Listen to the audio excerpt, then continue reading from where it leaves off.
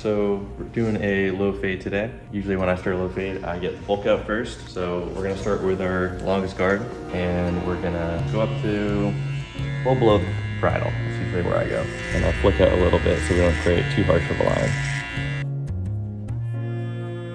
So this is a number 2 guard. Yep, this is just gonna kind of take out a lot of that bulk so we can see our sections a little better when we start skinning out the bottom. I do a little bit of a drop on the back. I find with low fades, just makes the shape of the head look better with a haircut. So there's really no wrong order when you're fading a haircut. This is just how I like to start it, but some people start from the bottom. Just depends on what you're feeling that day. So I go on the front, make sure both sides are even. The sides needs to be brought up a little bit. Now I start all the way at the bottom. Take the guard off, you're down to a 0. Are there, Jesse, are there times where when you're doing, especially a low fade, which is so like focused on, especially like the edge ups and all that, like really, you know, bringing the whole thing together, where like you'll do your skin line or maybe like fade through your half and you'll put like the shape of the edge up in there first before you finish the fade, you know? I haven't done that yet, but it doesn't mean I won't. Just kind of like whatever you're feeling that day.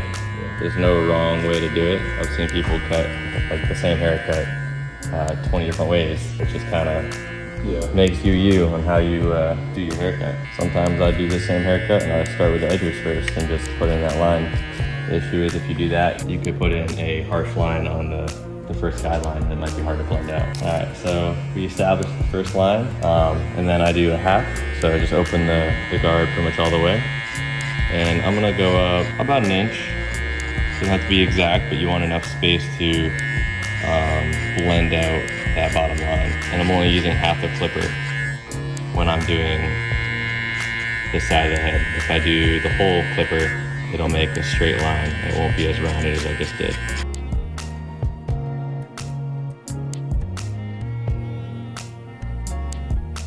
I like to make sure my guidelines are as even on both sides and as neat as possible. So I find myself, if I'm too messy with it, then I end up going back and fixing it later on, taking more time. Depending on your client's hair type, sometimes you can't just go straight up with the clipper. Sometimes you have to go in X's. You might see some dark spots the clipper didn't quite get. You might have to go against the grain. His hair might not grow straight down. Here it grows a little bit to the side, so I have to actually turn my clipper and go against the grain. That's why sometimes you might get a fade and you might see dark spots in the hair. So we created a new guideline on the top, but we're gonna leave that for now. We're gonna blend out anything below that. So what we're actually gonna do is close the guard and open it just a notch, and we're gonna just tap that bottom line. During this step, you might have to open it a little bit more to get out a line above that in some spots, but for the most part, you're gonna be going in between slightly open 1 notch to halfway open, so not quite a half guard. So I'm being very careful not to go too high and hitting that top line up there. If I do that, then I'll create a new line for myself and I'll have to go back later on and get rid of that. So I'm stopping just slightly below it.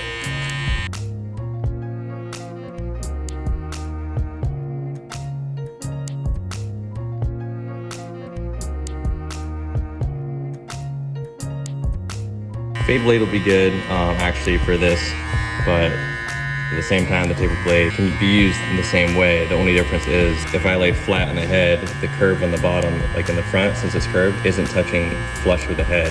So if I go straight up, it'll almost create that flick motion I try to create with the hair by itself, as long as I'm staying flat. If I push down like that, that's gonna create a new line.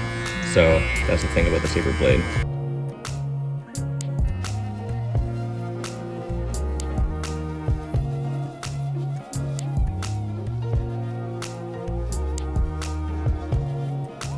A lot of times when I'm fading a line, worked a lot of time on it, I kind of go to a different part of the haircut, because if I give my eyes a break and go back to it later on, I might see more details that I was overlooking just because I got blind from looking at it for so long.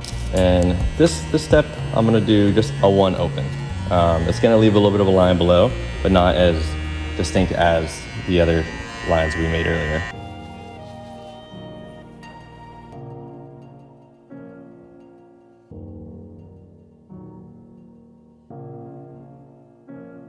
I changed to a brush. I find myself when it's short hair on a skin fade, a lot of the specks of hair that you've been cutting lands on the fade, and it's hard to tell really what you need to work on. So get a brush, get the loose hairs off. Yeah, see what's attached and what's not still attached to the head. So I see a little bit of blending we can do. Not much, just some detail work. Let's say if you are new to the trait, trying to film barber or just cut some friends, and you're watching all these videos, I would say just try to stick to one method at the beginning. I remember when I first started, everybody was trying to teach me a different process, many different steps, different orders, and it just overwhelmed me. Try to stick to what you feel comfortable at and branch off that.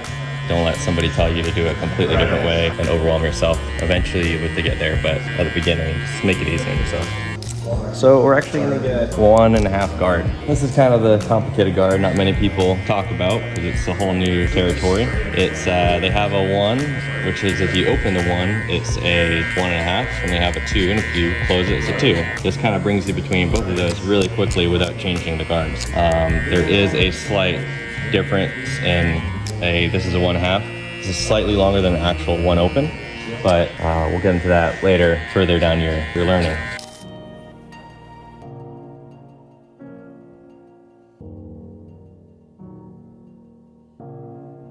So a lot of times when you're fading hair, if you have good lighting, turning their head away from you will make new lines appear, versus when you're down, it's not as clear. So you're doing that and the light is shining directly on it and it helps you see any spots you gotta work on. So I'm gonna get the 1 open, might close it a notch actually, and I'm gonna use corners. Let's see what that does for this section.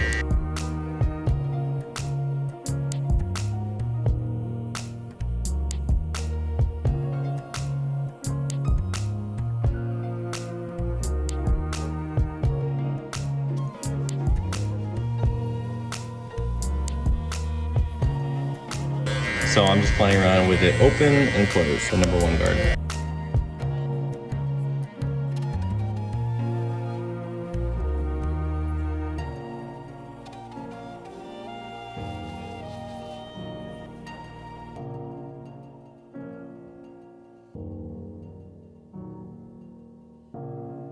This is the part where we do clipper or comb. A lot of people get intimidated over this. It's not that difficult if you know your steps. So I'll say I picked a white comb because his hair is dark. If I would have done a black comb and I went to go look for his hair when I combed it, it would blend right into the comb. I wouldn't see what I'm cutting. So I do a white comb when it's dark hair or light hair, black comb. So when I'm trying to blend this line out, he wants to keep this upper area full. So that's why we're doing the comb. I comb through the short section up to about halfway where you see the new section where the bulk was, and I use my finger in the back here as a pivot, so I'm steady and I pull out a little bit just until the bottom hairs fall out of the comb, and then I cut it and repeat. Comb up, pull out till the bottom hairs disappear. You see where you got to cut, and you cut it. I would say an important thing is to make sure when you're doing this, having your comb angled outwards. So when your comb is on the head, you want it angled towards you a little bit versus inwards, or else you're going to cut an entire new line into their head. So pull out, my fingers in the back as a pivot so I'm not shaky. I've seen barbers also push too hard on the comb when they're doing this, and that'll push a lot of times their hair texture. You can't hold the comb like this. Sometimes you got to go upwards and lift out that way. There's really no wrong way of doing this. There's no wrong way of holding the comb. Sometimes you gotta calm down with it. Same idea.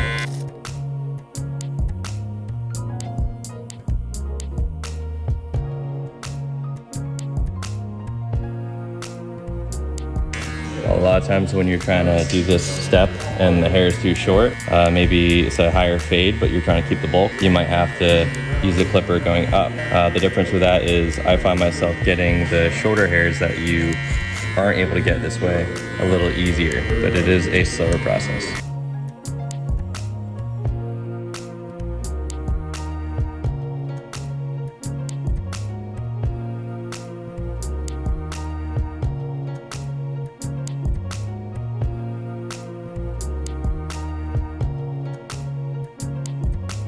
Well, when you're cutting hair, I would say 90% of the time you're gonna want it wet. It makes you grip the hair better. Your sections are gonna be neater. It just all around more beneficial than it is bad. I will say I do dry cutting, but that's just the small detailing at the end. So meaning after we cut his hair, let's say he wants a little bit more texture, a little more messy style to his hair, and I'll do texturizing. I'll do that rather with these or the thinning shears, and I'll point cut, and that's good for just kind of giving it that grown out look, not too of a blunt line, and that's best when their hair is dry.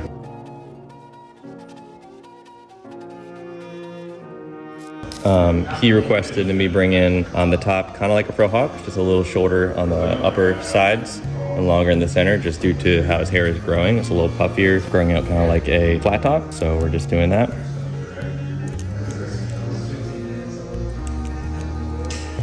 A good way to measure when you're starting out is getting one of these combs. They have numbers on it, so they have like kind of like a ruler. So it's 1 inch, 2 inches, and they might look at you crazy, but who cares? You get the comb, you can measure it and see, okay, that's 1.5 inches. So you can use that as a reference when you go on the other side. Or you can use your fingers. This is about 2 finger length for me, and that cuts perfectly. Just remember, these 2 fingers are under it, and there's just 2 fingers. So that's a good, quicker way to remember, so you don't have to do the ruler, look like you're measuring his hair in front of him. Might think you're a little weird.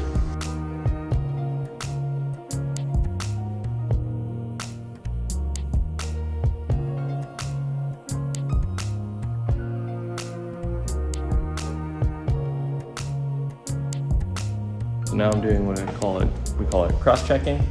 You actually go, I was going this way in the hair. Now I'm gonna go the opposite way and just double check my sections, make sure there's no ridges, or teacher would call them mountains, whatever it is. Hopefully you don't have mountains, but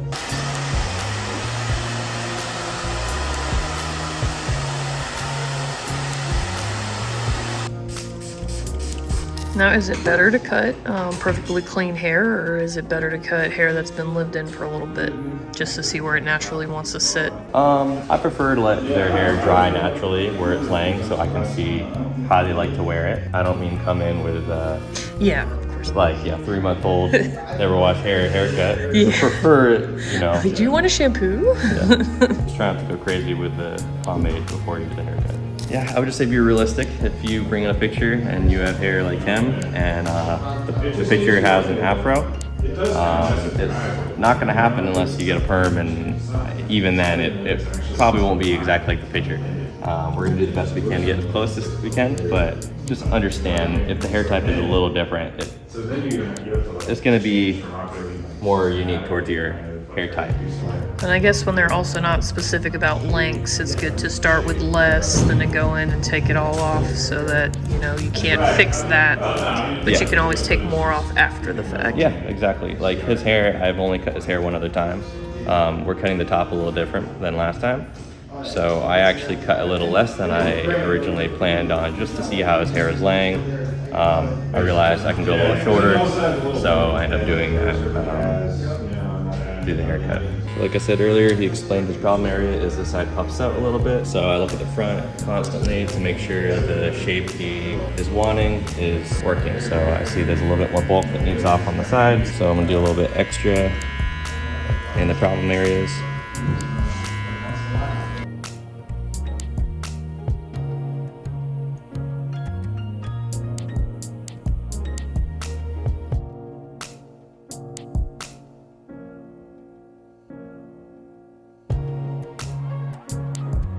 So these are thinning shears. Some people say texture shears, whatever you want to call them. You use this just for debulking, blending, texturizing. The teeth cut every other hair, so anything that catches one of the teeth on top is going to cut. Now, would you use those to thin the top out a little bit if they were thinking that it was a little bit bulky? Yeah, absolutely. If they feel like it's too heavy on top, they want some bulk taken out, you can use thinning shears. I will say if they have issues with frizz, or their hair is a little spiky, needs a little bit of length to lay down. If you do the thinning shears too short, a lot of times that'll do more harm than good. You'll they'll have more frizz. The short hairs will stick straight up while the long hairs are still there. You really only want to do this on the ends and only do it on certain cases. For him, he's got thick hair, lays pretty firmly down except on the sides. You'd probably be safe with him, but example, a cowlick. Some people just have a stubborn cowlick. You might have one, everyone has one, but some stick out more than others. If you were to use these guys on a stubborn cowlick, a lot of times they need weight to lay down. Use this, it'll basically cut half the cowlick short and it'll be all funky looking. So be sure to use these in the right areas, not in cowlicks unless you want it to stick up. Now we're gonna go around the edges, make it look nice and sharp.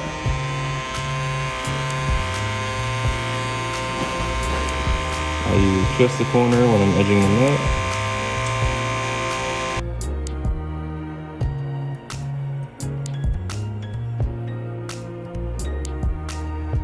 Yeah, so finer teeth on this blade. I wouldn't use this for bulk. It's gonna grab less hair. This is more ideal for lineup. It'll get closer, but it'll struggle if I go through bulk. Like if I'm doing a beard, I wouldn't use this on the debulking phase of the neckline. Might pull strictly for making lines.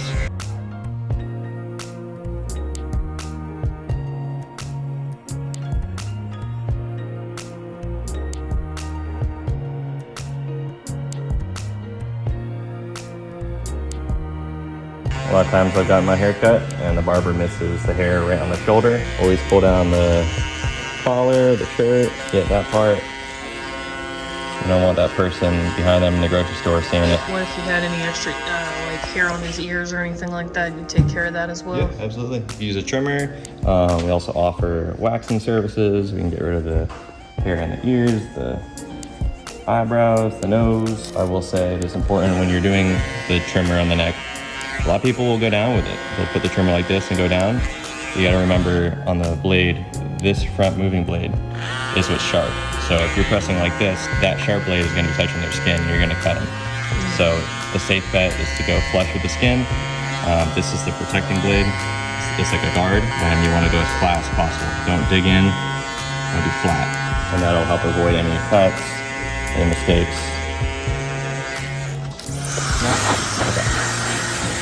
I feel like you might want more on the top, but off on top. That looks really good.